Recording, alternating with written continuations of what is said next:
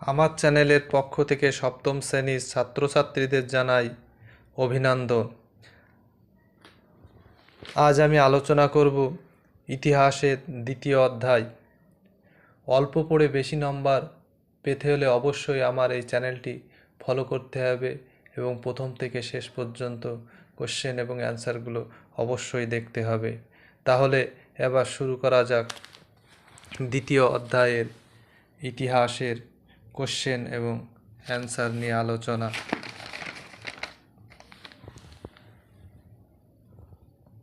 প্রথম কোশ্চেন,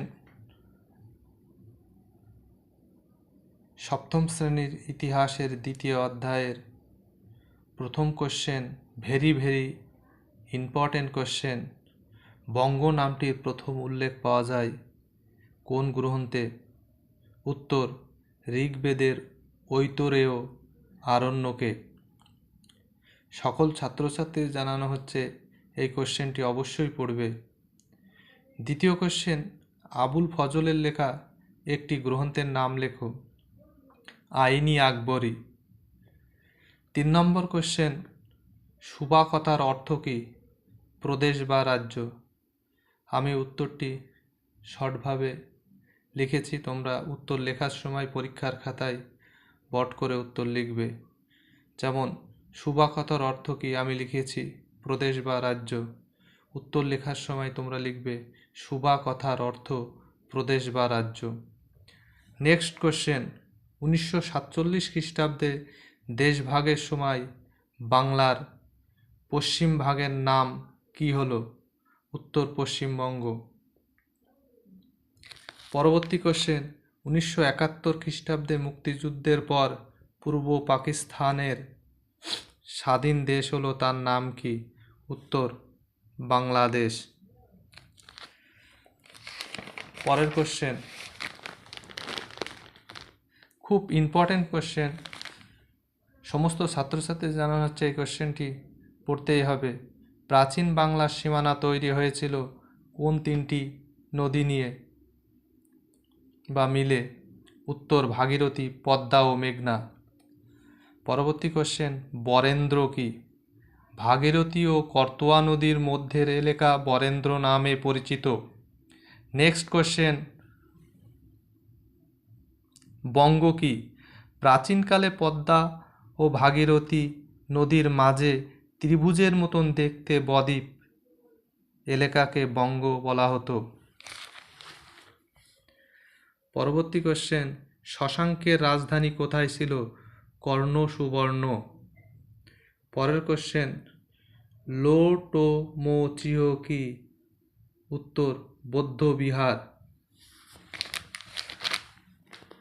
পরের কোশ্চেন, হরিকেল কি?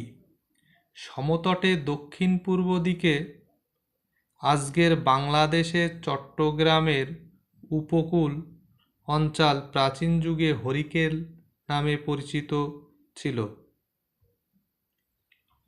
পরের কোশ্চেন, হর্ষবর্ধনের সভাকবি কে ছিলেন? বাণভট্ট। নেক্সট কোশ্চেন, হর্ষচরিত গ্রন্থটি কে রচনা করেন? বাণভট্ট।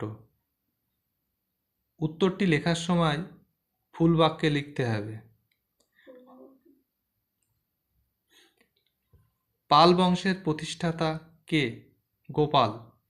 উত্তর লেখার সময় ছাত্রছাত্রীদের জানানো যাচ্ছে যে লিখবে পাল বংশের প্রতিষ্ঠাতা গোপাল। রামচরিত গ্রন্থের রচয়িতাকে? সন্ধ্যাকর নন্দী। পরের কোশ্চেন,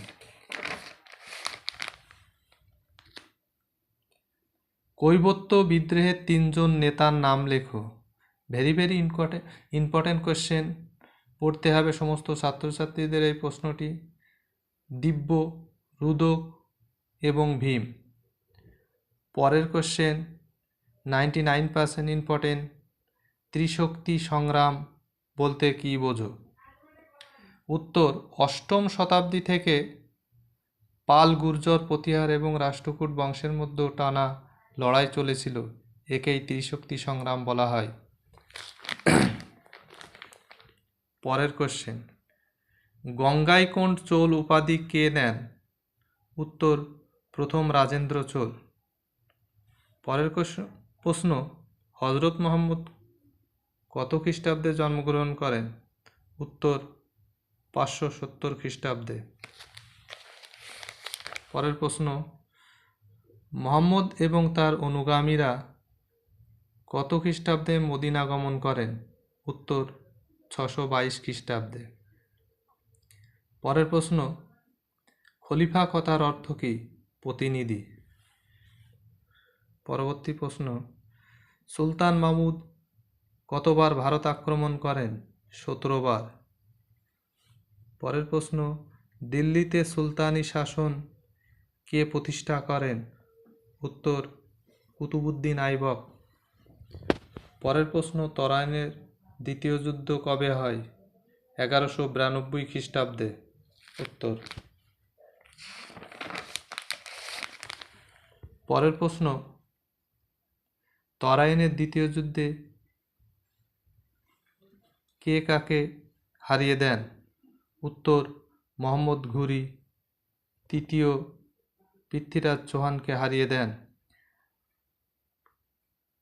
মাৎসন্যায় বলতে কি বোঝো? এটা অবশ্যই পড়তে হবে, বই থেকে পড়ে নেবে, পেজ নম্বর 13।